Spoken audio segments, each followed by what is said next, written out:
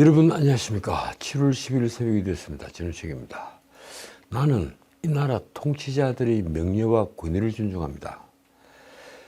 문민정부 들어와서 모든 통치자들이 다 실패를 했지만 말입니다. 그래서 유명을 달리한 전직 대통령의 경우에는 가급적 그 비판을 자제하며 또 전 대통령이라는 직책을 함께 표시하곤 합니다. 그러나 대통령을 지냈다고 해서 그 자체가 면죄부가 되는 것은 아닙니다.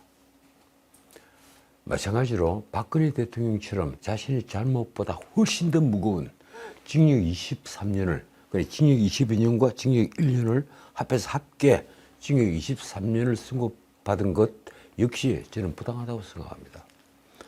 박 대통령이 일주일에 나흘씩 심야까지 재판을 받은 것은 그 어떤 형벌보다도 가혹한 잔혹한 고문과 같았습니다.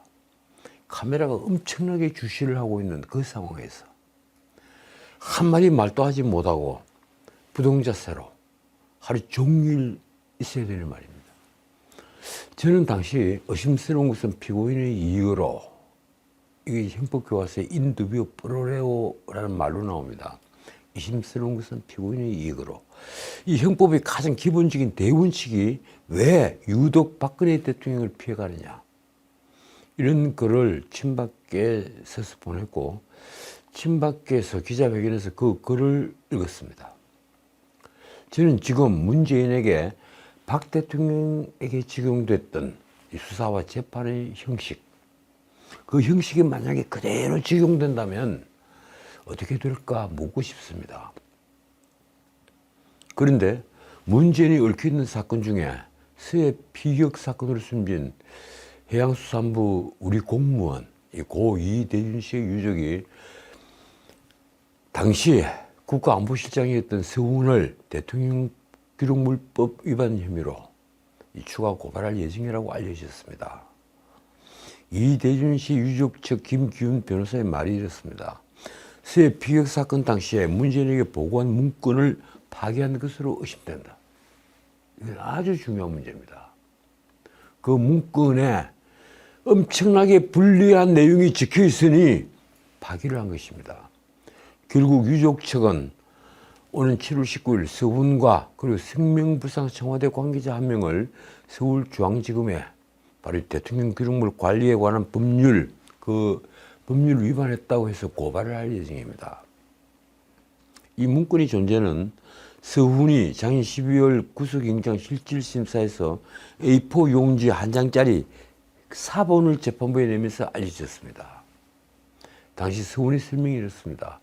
해수부 공무원 고 이대준 씨가 북한군 총격을 받아 숨지기 3시간 전에 문재인 당시 대통령에게 보고된 문서다. 이 문건에는 2020년 9월 20일 이대준 씨가 서해에서 북한군에게 발견된 직후 상황이 담긴 것으로 알려져 있습니다. 그러니까 문건은 그날 오후 6시 30분쯤 이대준 씨가 북한군에 피살되기 약 3시간 전의 상황을 문재인에게 보고한 내용입니다. 문건은 당시 우리 당국이 파악한 SI, 이 특별취급첩보를 SI라 부르죠. 이 SI에 해당하는 중요 문건이자 그리고 대통령 기록물에 속합니다. 검찰은 대통령 기록관 압수수색을 통해 해당 문건의 존재 여부를 확인을 했는데 여전히 그 문서의 행방을 파악하지 못하고 있습니다. 청와대 안보실이 생산한 문건은 그 원본이 대통령 기록관에 보존이 되어 있어야 하는데도 아직까지 원본이 발견되지 않으면서 문건 원본의 파기 의혹까지 나왔습니다. 자, 여기에 대해서 김기훈 변호사가 한 말이 이렇습니다. 문건 원본은 원래 국가안보실을 상대로 낸 정보공개청구 소송 항소심에 증거 기록으로 제출되어 있었다. 그런데 정권 교체 전날 재판에서 서훈식 변호인이 대통령 기록실로 이관되어야 한다며 가져갔다. 그러니까 서훈식 변호인이 가져간 곳까지는 확인이 됐는데 그 이유가 지금 확인이 안 되고 있는 겁니다. 그리고 서훈식 변호인은 한 장짜리 사본을 영장실질심사 때 제출을 했습니다. 그래서 서훈 변호인에게 문건을 받아 처리한 청와대 관계자 한 명을 성명불상으로 서울과 함께 고발을 하게 됐다는 것입니다. 지금 서해 공무원 피살 은폐 의혹 사건의 최종 결정권자이자 책임자로 지목된 자는 문재인이 아니라 성훈이입니다. 성훈은 작년 12월 직권남용 권리행사 방해 등 혐의로 기소가 돼서 재판을 받고 있습니다. 대통령 기록물법은 대통령 기록물을 손상, 은닉, 밀실, 유출한 사람에게 7년 이하 징역 또는 2천만 원 이하의 벌금을 처합니다. 과연 이대준 씨의 죽음에 책임을 져야 할 자는 성훈일까요? 아니면 문재인일까요? 이 나라 국회의원들 정말 낯이 뜨거운 겁니까? 아니면 도덕성을 잃어버린 것입니까? 그에게 코인, 이 가상자산이라는 표현을 저는 좋아하지 않습니다. 그걸 자산이라고 할 수도 없기 때문입니다. 그에게 코인 보유에다 국회 회의 중에 이 코인을 거래한 이른바 코인 게이트의 주인공으로 민주당을 탈당했던 김남국이 8일 놀라운 발언을 내놓았습니다. 무슨 불법 자금 투자네, 미공개 정보 투자네, 대선 자금 세탁이네 하는 것들은 모두 터무니없는 허위 사실이고 근거 없는 정치 공세다. 이 자신의 잘못을 이렇게 감출 수 있는 것입니까? 자신이 뭐 그렇게 대단한 정신이라고 허위 사실로서 정치 공세를 하겠습니까? 아마도 조선시대 같았으면 아무리 고관대작이어도 이 정도 뻔뻔한 모습을 보이면 줄이를 틀어 아주 요지를 냈을 것입니다. 왜 드라마에 많이 나오지 않습니까? 줄이 트는 것 말입니다. 그런데 김남국은 자신의 페이스북에 가난 코스프레 한 적도 없다며 이같이 밝힌 것입니다. 가난 코스프레 한 적도 없다. 그런 교묘한 변명을 덧붙였습니다. 길지 않은 시간이었더라도 상임위 시간에 가상화폐 투자를 한 것에 대해서는 깊이 반성하고 있다. 가상화폐 투자가 국민 정서에 맞지 않는다는 점도 충분히 이해하고 있다. 글쎄요, 가상화폐 거래라고 하지도 않고 그걸 또 투자라고 끝까지 변명을 하는 겁니까? 그 말에 이어서 정말 진심을 다해서 진정성 있게 이해했다며 이렇게 덧붙였습니다. 한번 들어보십시오. 동네 주민 한 분 한 분 모두 본다는 생각을 부지런히 다녔다.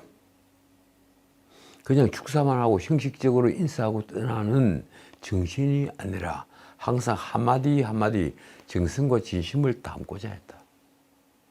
그러면서 또 한 말이 이렇습니다. 결코 어떤 권력 욕심이나 자리 욕심으로 일하지는 않았다. 어떻게 해야지 제 진심이 온전히 전해질지 모르겠지만 다시 한번 돌아보고 더 낮은 자세로 더 성실하게 일하겠다. 참 기막히는 말입니다. 더 낮은 자세가 어떤 자세인지 모르겠지만 정말 듣는 사람이 제 경우에는 말입니다. 목걸이 송연해지는 말들입니다. 도대체 이 나라의 초선 의원이 진심을 다해 일했다는 일이 기껏 동네 경조사에 부지런히 쫓아다니면서 한마디 한마디 만나는 동네 사람들마다 정성을 담아 인사하는 것이었습니까?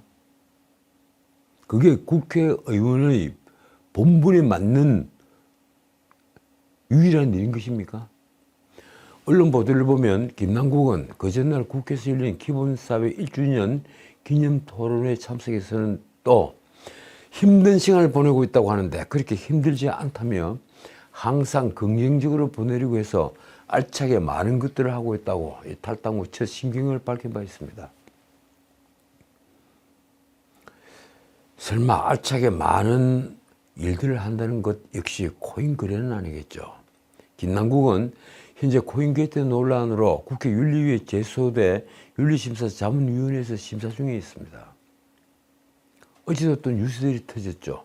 김남국과 똑같은 행태의 거래를 한 전자지갑들이 무려 10개가 있다.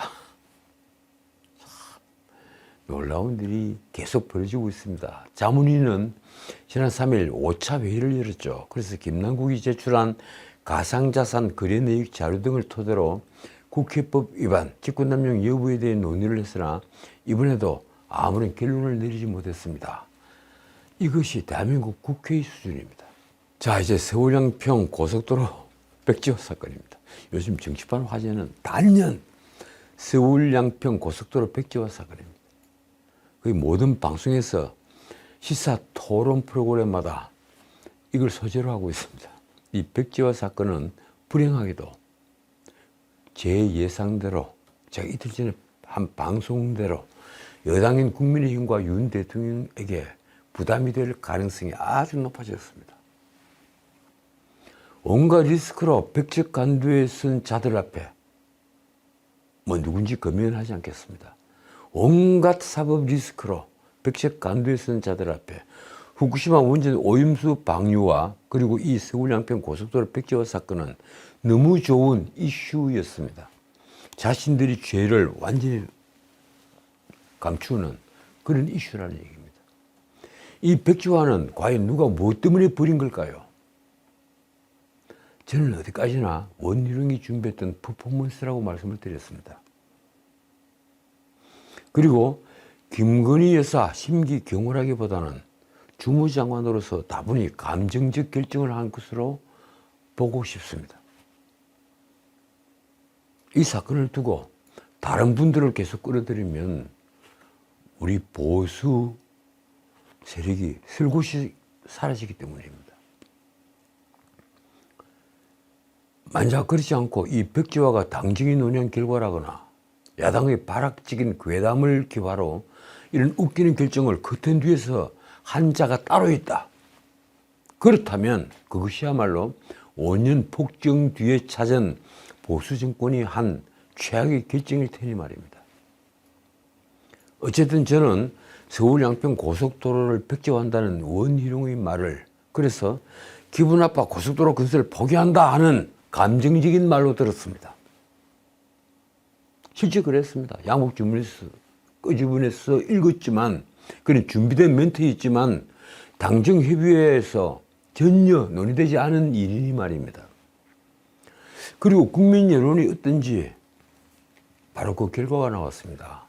윤 대통령 지지율 국정수행 긍정평가가 4주 만에 다시 30%대로 하락을 했다는 여론조사 결과가 어제 10일 나온 것입니다.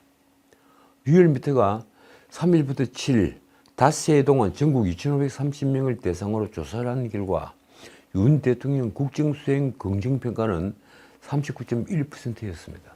백지화 사건 이전에 높은 고공행진을 하다가 백지화 사건이 있고 나서 급히 추락을 했는데 그 평균이 39.1%인 것입니다. 이는 전주보다 2.9%포인트가 하락을 한 수치입니다. 부정평가는 직진조사보다 정반대로 2.9%포인트가 오른 58%입니다. 리얼미터만 보면 앞서 윤 대통령의 지지율은 6월 셋째 주부터 계속 상승을 해서 직전조사인 6월 다섯째 주에는 그렇게 세 분 연속 계속 올라서 40%를 넘어 42.0%를 기록했습니다. 다른 여론조사들도 흐름이 대부분 다 그랬죠. 비교적 고르게 다 상승을 하고 있었습니다.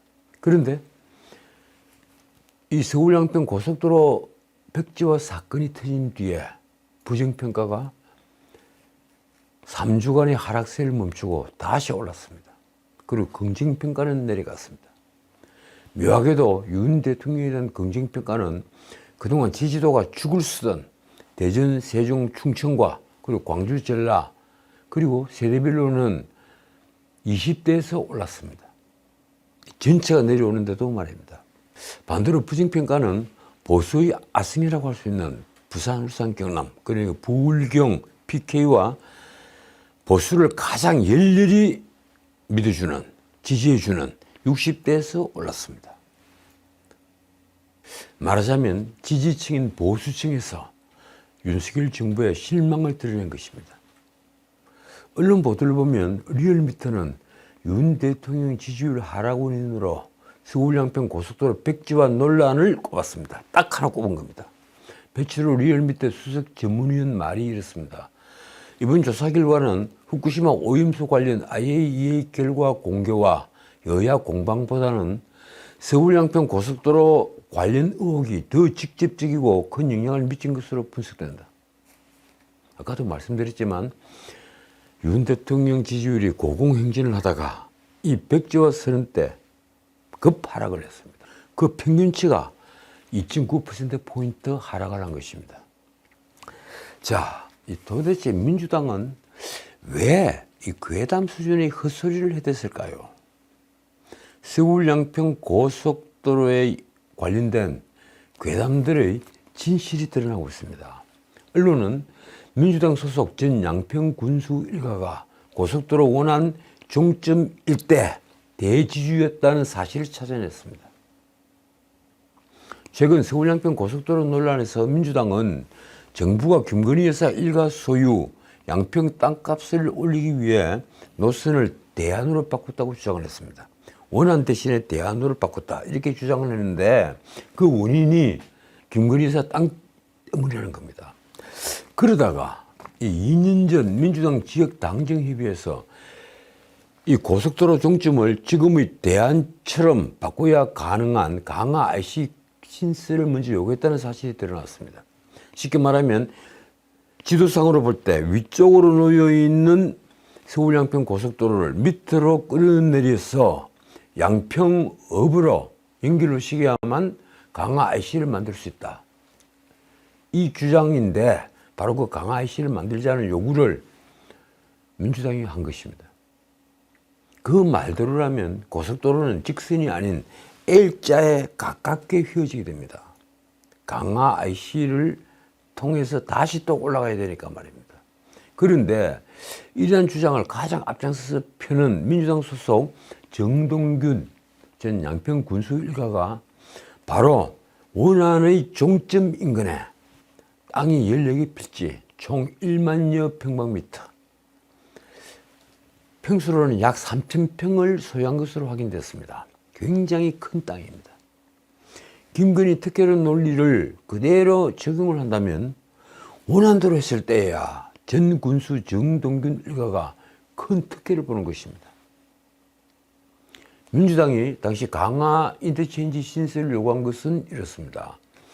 2021년 4월 30일 서울 양평 고속도로 원안이 예비 타당성 조사를 통과한 지 그래 한 달 뒤에 민주당 여주 양평 지역위원장 최재관은 정동균 당시 군수와 당내 협의회를 갔습니다. 그리고 강화 인터체인지 설치 등 지역 주민 간담회 내용을 전달했습니다. 그런데 예비 타당성 조사를 통과한 노선 원안은 강화면을 지나지 않습니다. 그러니까 강화 IC 인터체인지를 만들지 못한다는 얘기입니다. 말하자면 종점을 원안대로 유지하면서 강화 인터체인지를 신설하기 위해서는 계획된 노선을 아래로 L자 모양으로 구부리게 하는 방법 외에는 없었던 것입니다. 이 간담회 내용은 국토부에 그대로 전달이 됐습니다. 이후에 국토부는 노선을 남쪽으로 끌어내려 강화 인터체인지를 설치하도록 바꿨습니다. 그런데 자, 문제를 그 다음에 터졌습니다. 국토부는 종점을 원안 그대로 두지 않고 양평 서쪽인 양서면에서 양평의 중심부 쪽인 강상면으로 하는 지금의 대안을 제시했던 것입니다. L자로 이렇게 완전히 구부리게 할 수는 없다. 우선 두 번째 배후 인구가 이쪽이 훨씬 많다. 이 얘기입니다. 일단 배후 인구가 2만 명 정도가 더 많아. 이 안은 이런 타당해 보였습니다. 그런데 느닷없이 민주당이 김건희 여사 일가가 그곳에 땅이 있다며 특혜 논란을 일으킨 것입니다. 특혜 괴담을 내놓은 겁니다. 어쨌든 노선 변경을 요구한 당사자였던 민주당이 갑자기 김건희 특혜론을 주장하며 대안 반대에 나섰습니다. 자신들이 요구했던 강화 인터체인지가 종점을 바꾸지 않고도 가능하다는 주장이었습니다. 종점을 그대로 두고 L자로 휘어지게 하면 되니까 말입니다. 민주당 주장처럼 종점을 원하는 대로 두고 강화 인터체인지를 설치하는 노선을 만들면 다시 말씀드리는데 직선이든 노선이 L자에 가깝게 휘어지는 걸 뻔히 알면서 그래서 고속도로와 전혀 맞지 않는 그런 도로가 되는 걸 뻔히 알면서 말입니다. 명색이 고속도로인데 목적지까지 최대한 가깝게 직선으로 연결하지 않고 우회를 하자는 주장을 내놓은 것입니다. 이러니 괴담은 괴담이라는 말까지 나왔습니다. 더욱이 말씀드린 대로 이 대한 노선의 세 중점인 강상민에는 양평군 전체 인구의 절반 가까이 살고 있습니다. 양평군 인구는 약 12만 명인데 양평군청이 위치한 양평읍과 양평읍을 둘러싼 용문면, 강상면 등 읍내 생활권 인구가 약 6만 명입니다. 양평군 아파트 대부분이 이 일대에 군집에 있기도 합니다. 그런데다 교통체증 완화 효과도 원안보다 낮다는 조사 결과도 나왔습니다. 어쨌든 대안은 원안의 종점이 강상면으로 변경됐고 사업 규모는 기존 27km보다 2km가 늘어난 29km로 계획을 한다는 내용이 담겼습니다. 이에 민주당은 종점으로 예정된 지점에서 500m 떨어진 자리에 김건희 여사 일가의 토지가 있다며 특혜 의혹을 제기한 것입니다. 자, 어떻든 언론이 확인한 결과 정동균 전 양평 군수와 일가 친척들은 양평 옥천면 아신리에 총 14개 필지에 1068평방미터, 우리 평수로는 3051평, 그러니까 굉장히 넓은 부지입니다. 이런 큰 부지를, 이런 큰 토지를 소유를 하고 있습니다. 구체적으로는 이 가운데 11개 필지 9709평방미터가 원안상 중점으로부터 약 1.6km 거리에 있습니다. 이 땅은 정동균과 그 일가가 선대로부터 정여 상속받은 9필지와 정동균이 1998년과 2004년에 사들인 인접 2필지입니다. 그 근처에 정동균의 아내가 2006년과 그리고 불과 3년 전 2020년에 구매를 한 땅 3필지도 있습니다. 정동균이 언론에 한 해명이 이렇습니다. 상속받은 땅인데 난 그 땅이 어디 있는지도 모르고 거기는 종점 예정지에서 큰 산을 하나 넘어야 하기에 종점과는 아무 관련이 없다. 길이나 있지도 않은 땅이다. 그런데 조선닷컴이 취재를 하고 현장 확인을 한 결과 이게 필지를 제외하고는 다 길가에 있거나 길에 맞닿은 정동균 전 군수 땅에서 접근 가능한 땅이다. 이렇게 보도를 했습니다. 해명이 틀렸다는 겁니다. 언론 보도를 보면 양평 군민들은 지금 대안을 선호한다고 합니다. 그럴 수밖에 없겠죠. 이쪽에 배우 인구가 훨씬 많으니 말입니다. 예비 타당성 조사에 나온 사업 목적이 서울에 있는 제1순환고속도로와 서울 강원을 잇는 국도 6호선 교통 정체 완화인데 이건 서울 중심의 사업 목적이라고 합니다. 양평 군민들이 보기에 그 양평 구민만 생각을 한다면 양평 읍내 가까운 곳에 중점이 있는 대안이 훨씬 낫다는 것입니다. 정동균의 아내는 남편이 현직 군수 시절에 서울 양평 고속도로 예비 타당성 조사 막바지 단계에서 중점 인근인 옥천면 자택앞 땅 이 세 필지 258평을 3억 4,570만 원에 사들였습니다. 이 땅을 매입한 4개월 뒤에 서울 양평 고속도로 예비 타당성 조사 결과가 발표되었습니다.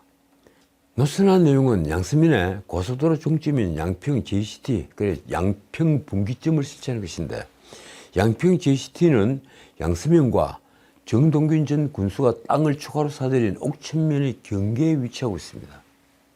정동균 전 군수의 집은 양평 분기점 바로 옆에 양평 IC 출구에서 800m 떨어져 있습니다.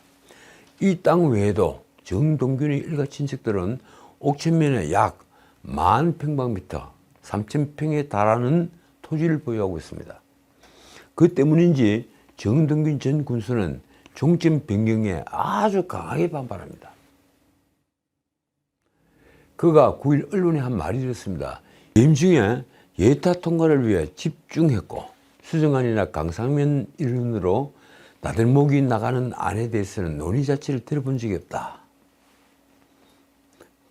참 이것도 이상하죠. 이 IC에 대해서 어떤 논의도 들어본 적이 없다.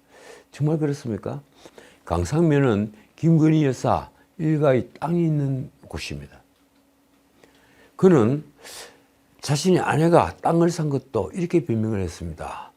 우리 집 진입로가 공도가 아닌 사유지인데 그곳에 살던 할머니가 이 진입로 쪽 땅을 안 사놓으면 다음에 문제가 될 수도 있다고 해서 어쩔 수 없이 땅을 사게 된 것이다.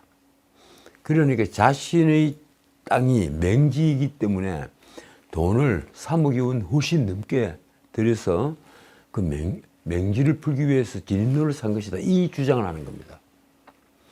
어쨌든 원희룡은 야당이 거짓 공세를 계속하면 고속도로 재휴지는 없다고 합니다. 윤석열 대통령 처가 특혜 몰아주기 의혹이 제기된 서울 양평 고속도로 사업 전면 백지화와 관련해서 거짓 정치 공세가 계속되면 사업 재추진을 할 수가 없다는 입장을 재차 밝힌 것입니다. 글쎄요, 재추진을 하겠다면 왜 굳이 백지화 선언이란 걸 한 겁니까? 원희룡은 7일 언론 인터뷰에서 사업 재추진 조건에 대해 이렇게 말했습니다. 민주당 측이 우리 김건희 여사에 대해서 몰고 갔던 가짜뉴스 선동에 대해 책임지는 사과를 한다면 저희가 그때도 고집할 필요는 없을 것이다. 그래 민주당이 사과를 해라. 이 요구입니다. 말하자면 국토부 대안제시가 김건희 여사 일가와 연관이 됐다는 괴담의 공격을 받자 원희룡은 백지화를 선언했고 그 뒤에 민주당이 괴담을 사과만 하면 고속도로 건설을 재추진을 하겠다고 한 것입니다. 원희룡은 10일 세종시 공동주택 건설 현장에서 타워크레인 안전점검 간담회란 걸 마친 후에 기자들에게 이렇게 자신의 말을 또 포장을 했습니다. 민주당의 공세에 끌려가면 사업도 안 되고 앞으로 유사한 사례들이 계속 발생할 것이다. 이번 기회에 거짓 선동에 의한 정치 공세는 확실히 차단한다는 차원에서 비상한 각오로 임할 것이다. 그래서 이 정책의 최종 결정권자라고 말씀을 하신 국토부 장관이 느닷없이 대통령 공약 사항인 서울 양평 고속도로 백지화를 선언해버린 겁니까? 문제는 국책 사업을 두고 마치 개인적 감정으로 백지화와 그리고 재추진을 선택할 수 있다는 식의 바로 이런 태도입니다. 원희룡이 사업 재추진 여부에 대해서 한 말은 다시 정리하여 내렸습니다. 정치 공세로 가지 않을 수 있는 방안을 제시했음에도 받아들이지 않았다. 지금처럼 거짓 정치 공세가 계속되면 사업을 하려 해도 할 수가 없다. 그 점에 대해 명확한 입장이다. 원희룡은 민주당이 지금처럼 거짓 정치 공세에만 혈안이 되어 있는 상황에서는 재추진을 하고 싶어도 할 수 없기 때문에 이해를 해달라고 양평 군수에게도 이야기를 했다고 말했습니다. 그 양평 군수는 어제 국회로 달려와 울고 다니는데 말입니다. 자, 오늘은 여기까지입니다. 리투아니아 나토 서밋, 이 나토 정상회의에서 윤 대통령과 기시다 후미오 회담이 예정이 되어 있습니다. 언론은 후쿠시마 원전 오염수 방류 문제를 의제로 예상했습니다. 기시다의 설득이 있을 거라는 얘기입니다. 저는 어제 MBC 뉴스 외전에 다녀왔습니다. 이 매주 월요일마다 MBC 뉴스 외전에 제가 출연을 합니다. 이번 주부터 수요일 밤에는 KBS, 그리고 금요일 오후에는 OBS, 그리고 월요일은 뉴스 외전에 출연합니다. 이 MBC에서 제가 한 말이 이렇습니다. 국민은 오염수 방류를 반대한다. 후쿠시마 괴담도 반대한다. 그렇습니다. 우리 국민이 오염수 방류를 반대하는 것은 다른 대안에 대해서 일본이 침묵하기 때문입니다. 그리고 민주당이 내놓은 괴담을 반대하는 것은 그것이 과학이 아닌 선동이기 때문입니다. 그건 과학이 아닙니다. 어제 어업인 1,300명이 오염수 선동을 멈춰라, 수산물 안전하다며 큰절로 호소를 했습니다. 부산역 광장에서 열린 소비 촉진 호소 대회라는 대회에서입니다. 얼마나 다급했으면 소비를 촉진하는 호소를 하겠습니까? 김대성 한국연합인 주황연합의 회장의 말이 전곡을 찔렀습니다. 지금까지 후쿠시마 앞바다에 살던 생선이 우리 동해나 남해 앞바다까지 헤엄쳐와서 잡혔다는 것은 들은 바가 없다. 김 회장의 말에 저 역시 한참 저를 뒤돌아봤습니다. 다시 김 회장의 말입니다. 현재 상황은 우리 바다가 오염되는 것이 아니라 사람의 말이 오염되고 있다. 그분들은 단순한 정치 공방을 하는 것이 아니라 먹고 사는 생계의 문제를 얘기하는 것입니다. 그런 절박한 분들 앞에 진실은 아주 평범한 데 있습니다. 내 자신의 이익을 위해서 남을 속이지 말라. 첨부를 받습니다. 지금까지 전우책이었습니다.